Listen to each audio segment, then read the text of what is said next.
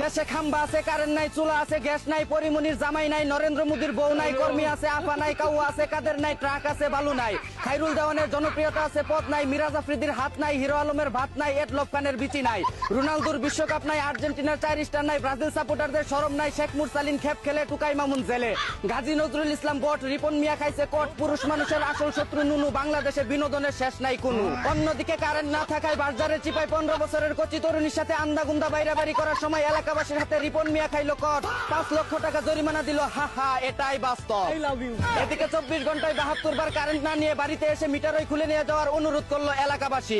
অন্যদিকে যারা কারেন্ট না দিয়ে বিদ্যুৎ বিল বেশি নিচ্ছে, আল্লাহ তুমি তাদের যৌবনের কারেন্ট নাই কইরা দিও।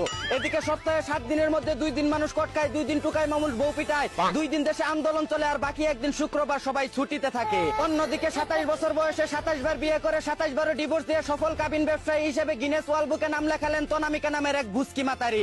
এদিকে নেত্রকোনায় স্বামী সন্তান রেখে 3 বছর ধরে পরকীয় লাঙ্গের সাথে লটর বটর করে সব বিলিয়ে দেওয়া এখন ভাতারের বাচ্চা আঙ্গে উঠে গেছে এক 12 লাঙ্গির। এখন সে কান দেয়ার গান গায়, আমি একই করিলাম, সুখের আশায় লাং ধরিয়া ভাতার হারাইলাম।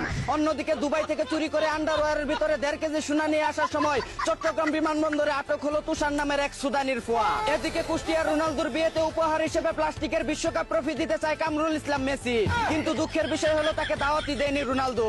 অন্যদিকে স্ত্রী সন্তানদের জন্য 12 বছর প্রবাসে থেকে মাথার গাম পায়ে ফেলে টাকা পয়সা উপার্জন করে তাদের সকল আবদার পূরণ করার পর এখন অসুস্থ হয়ে যাওয়ায় রাস্তার পাশে ফেলে রেখে গেল স্ত্রী সন্তানরা। আসলে পুরুষ মানুষের জীবনটাই এমন, দিতে পারলে বেশ, না দিতে পারলেই শেষ।